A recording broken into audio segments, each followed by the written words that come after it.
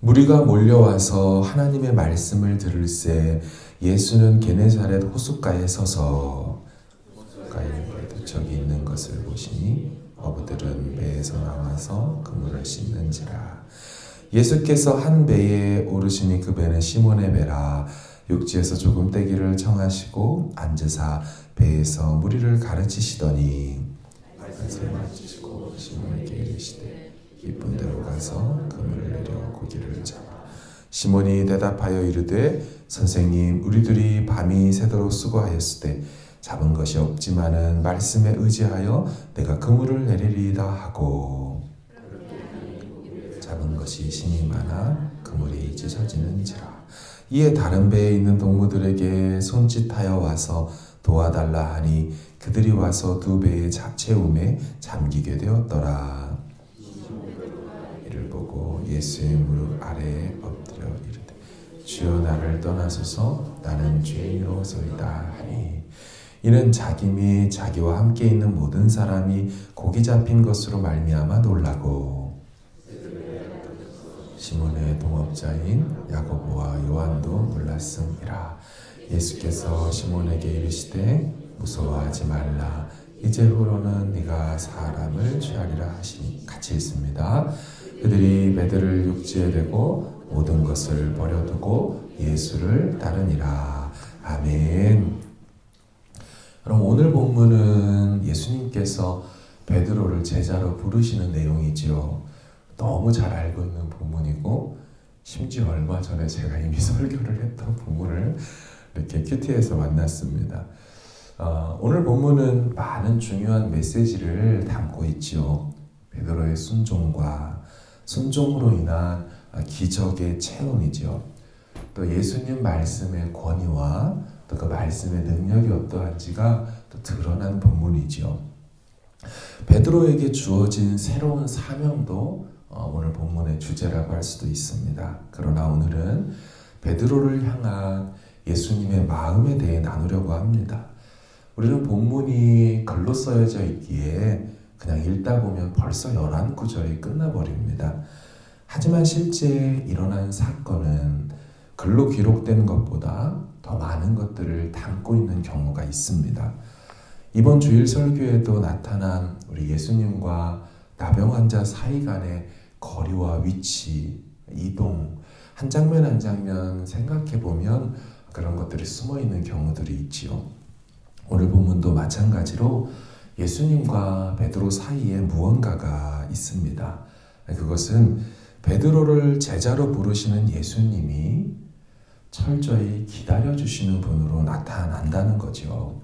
질문 하나 드립니다. 어부들이 그물을 씻고 있는 장소가 어디입니까?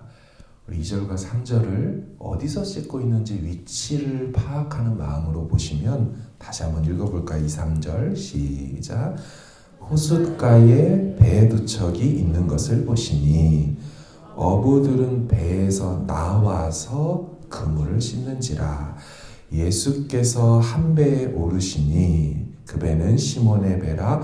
육지에서 조금 떼기를 청하시고 앉으사 배에서 무리를 가르치시더니. 아멘. 여러분, 어디서 그물을 씻고 있던가요? 호숫가이죠. 육지이죠.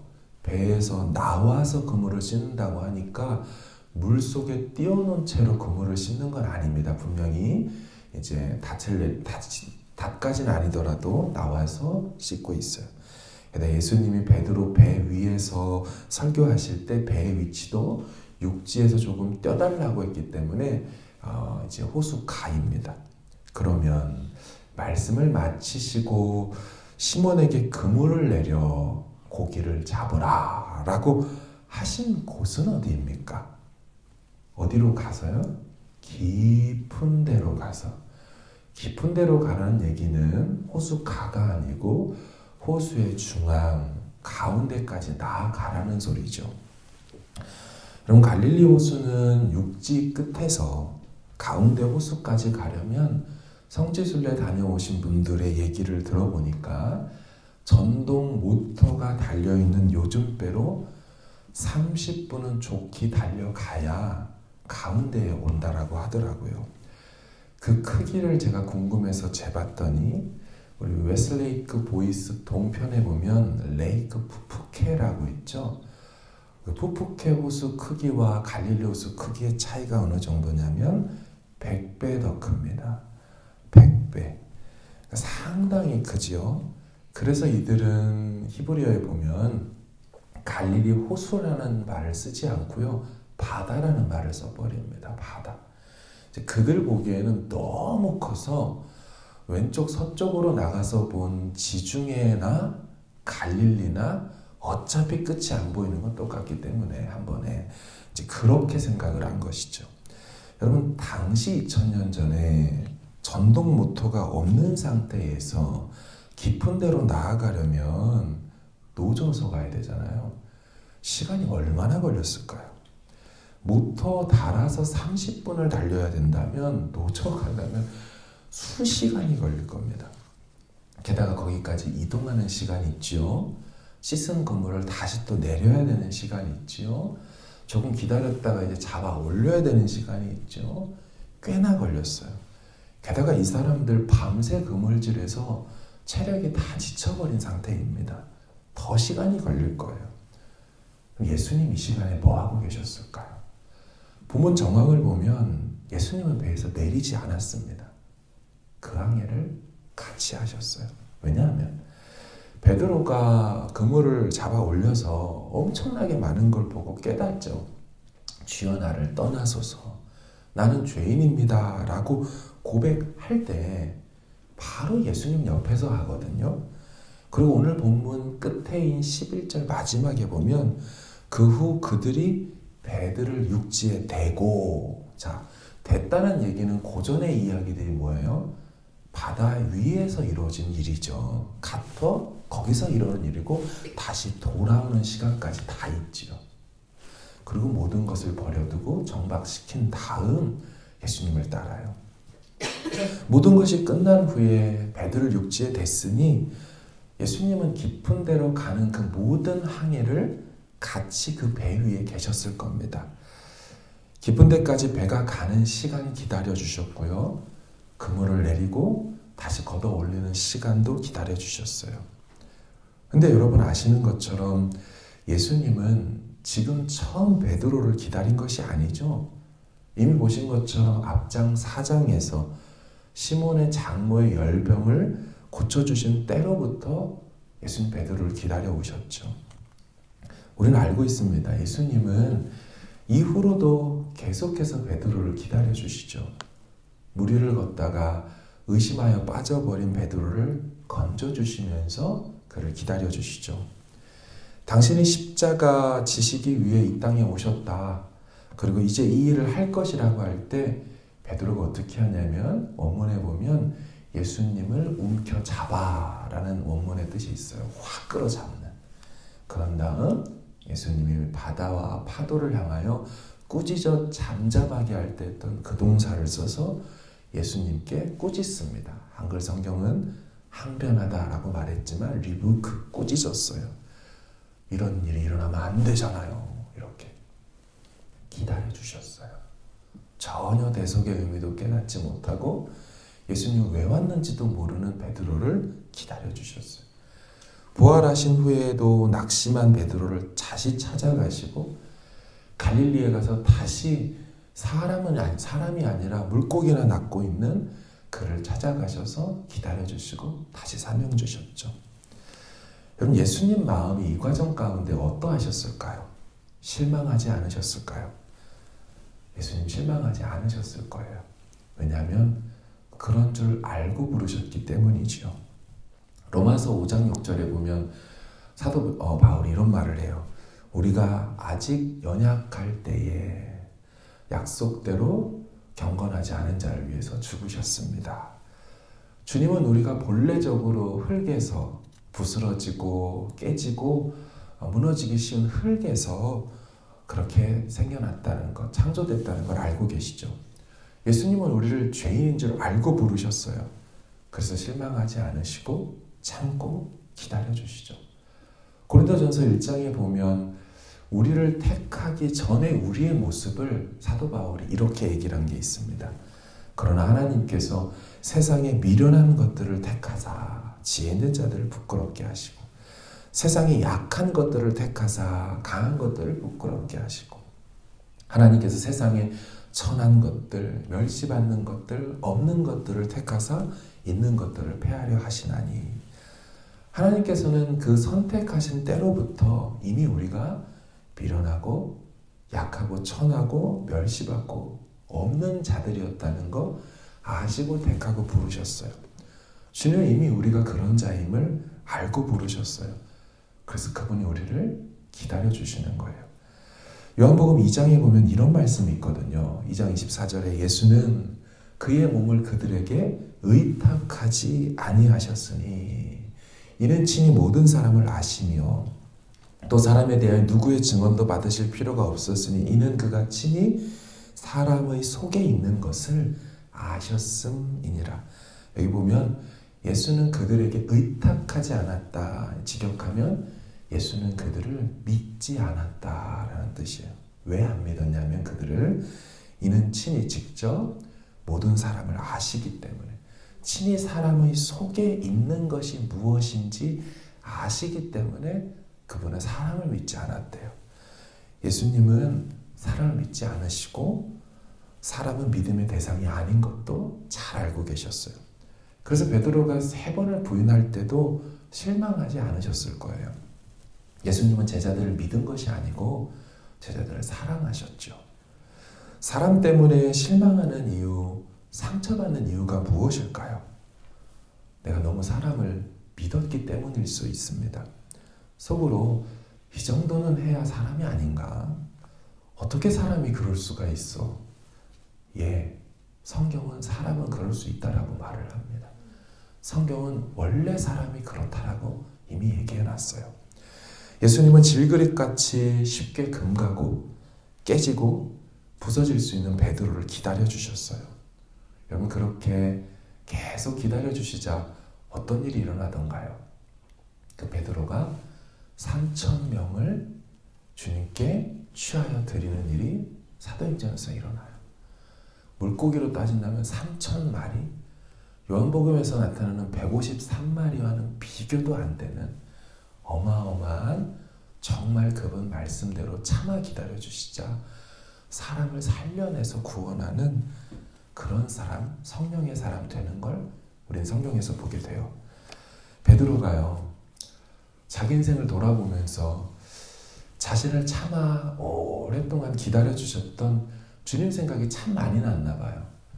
그래서 옛날에 자신 같은 사람들을 볼 때 그는 이렇게 글을 썼어요. 베드로후서 3장 9절에 보면 그 성도들에게 주의 약속은 어떤 이들이 더디다고 생각하는 것 같이 더딘 것이 아니라 오직 주께서는 너희를 대하여 오래 참으사 아무도 멸망하지 않고 다 회개하기에 이르기를 원하시느니라. 이거 베드로가 깨달은 거죠. 주께서 너희를 향하여 오래 참는다는 것, 자신에 대하여 오래 참아주신 것을 베드로가 너무 잘 알고 있어요. 그 뒤에 6구절 뒤에 15절엔 이런 말을 해요. 또 우리 주의 오래 참으심이 구원이 될 줄로 여겨라. 우리 주님이 오래 참아주심으로 당신들에게는 구원으로 임하게 될 겁니다. 예수님은 기다리고 계십니다. 오래 참고 계십니다. 이 베드로가 그냥 한 말이 아니고 이거 진짜 경험에서 나온 말일 거예요. 주님이 베드로를 오래 참으시고 기다려주셨어요. 여러분 예수님은 지금도 우리를 기다려주고 계셔요. 부족해도 연약해도 쉽게 상해버리고 망가져도 계속해서 우리를 기다려주셔요. 말씀 2구절을 마지막으로 반복하여 읽어드릴 때 한번 잘 들어보세요. 이사야 30장 18절에 이런 말씀이 있어요. 30장 18절에 그러나 여호와께서 기다리시나니 이는 너희에게 은혜를 베풀려 하심이요 여호와께서 기다리시나니 이는 너희에게 은혜를 베풀려 하시며 예레미야 애가 3장 25절에 이런 말씀이 있어요. 기다리는 자들에게나 구하는 영혼들에게 여호와는 선하시도다. 기다리는 자들에게나 구하는 영혼들에게 여호와는 선하시도다. 기다려주시는 여호와 하나님의 은혜를 오늘 이 하루도 받아 누리는 저와 여러분 되길 주의 이름으로 축원합니다. 같이 기도하길 원합니다. 냄새나는 비린내 나는 그 배 위에 오르셔서 그 베드로가 말씀에 순종하는 것을 기다려주시고, 그리고 그 순종을 통하여 엄청난 물고기가 잡힘으로 인하여 그가 직접 보고 깨닫기를 계속 배 위에서 기다려주셨던 예수님의 마음을 오늘 본문에서 같이 봤습니다. 아무리 말을 해도 믿지 못하니까 직접 본인이 해봐야 깨달을 수 있는 베드로라는 걸 아시고 그렇게 순종의 기회까지 주시면서 기다려주시고 같이 그 배에서 내리셨어요. 갈 때까지 기다려주셨고요. 그 앞에서 꼬꾸러진 다음에 돌아오는 또 수시간이 있었지 않겠어요? 그 돌아오는 배에서 정신이 멍한 채로 이게 뭐지? 내 배 위에 타신 이분은 도대체 누구지? 하는 정신없는 그 베드로의 멍한 시선까지 바라보시며 웃으시며 기다려주셨을 거예요. 이제 이 배 위에서 내리면 네 인생이 완전히 달라질 거야.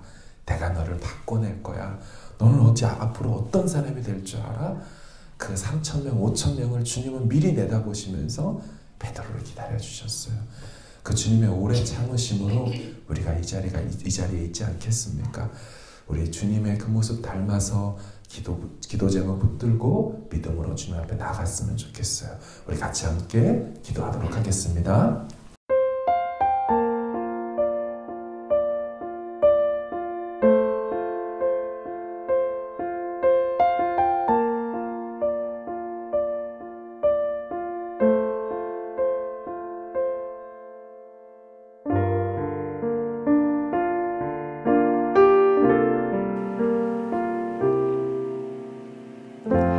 삶의 작은 일에도 그 마음을 알기 원하네.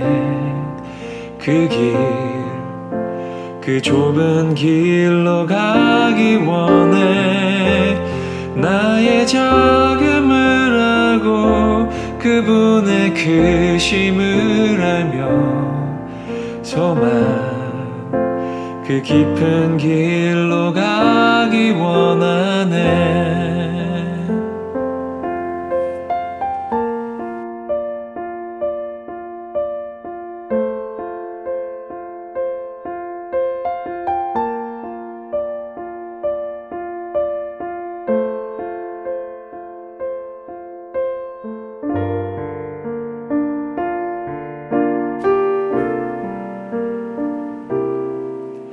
저 높이 솟은 산이 되기보다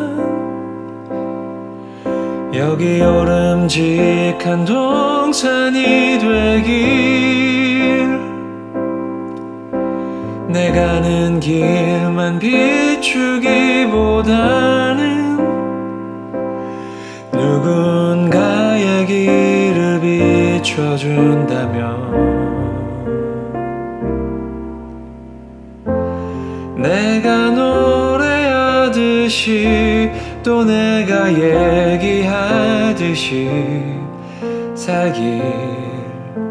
나 그렇게 죽기 원하네. 삶의 한 절이라도 그분을 닮기 원하네. 사랑 그 높은 길로 가기 원하네.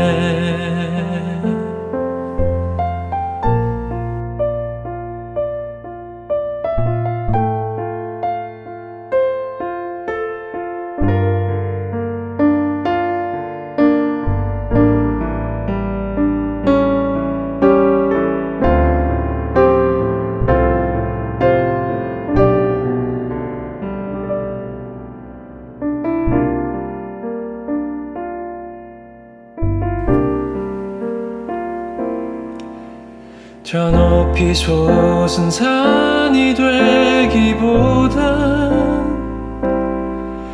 여기 오름직한 동산이 되길.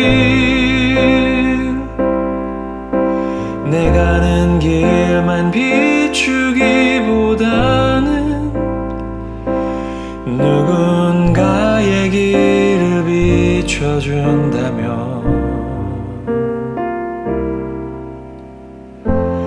내가 노래하듯이 또 내가 얘기하듯이 살길 나 그렇게 죽기 원하네. 삶의 한 절이라도 그분을 닮기 원하네. 사랑 그 좁은 길로 가기 원하네. 그 깊은 길로 가기 원하네. 그 높은 길로 가기 원하네.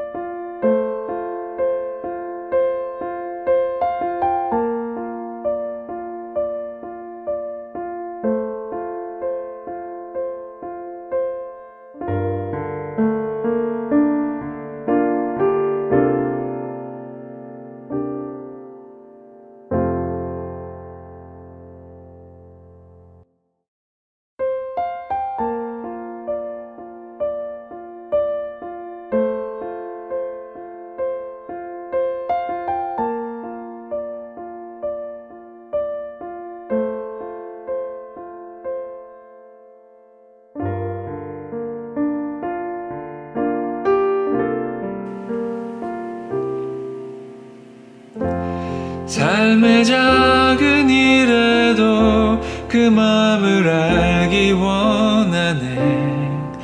그 길, 그 좁은 길로 가기 원해. 나의 작음을 알고 그분의 크심을 알며 소망 그 깊은 길로 가기 원하네.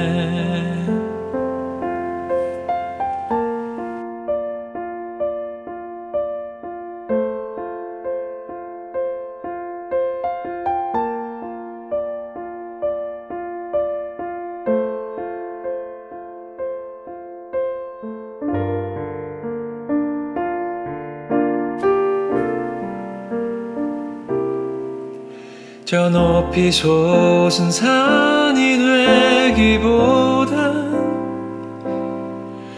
여기 오름직한 동산이 되길.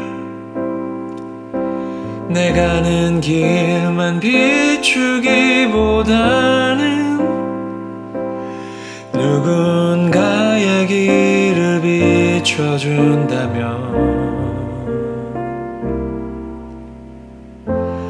내가 노래하듯이 또 내가 얘기하듯이 살길 나 그렇게 죽기 원하네. 삶의 한 절이라도 그분을 닮기 원하네. 사랑 그 높은 길로 가기 원하네.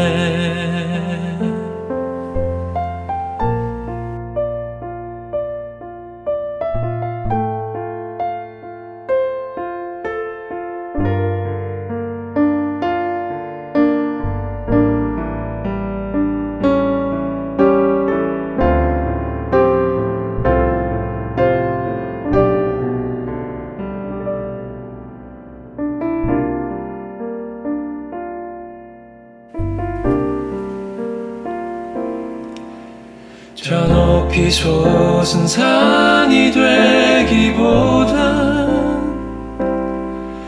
여기 오름직한 동산이 되길. 내 가는 길만 비추기보다는 누군가의 길을 비춰준다면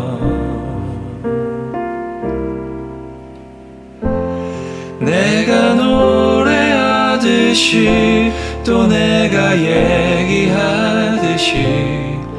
살길 나 그렇게 죽기 원하네. 삶의 한 절이라도 그분을 닮기 원하네. 사랑 그 좁은 길로 가기 원하네. 그 깊은 길로 가기 원하네. 그 높은 길로 가기 원하네.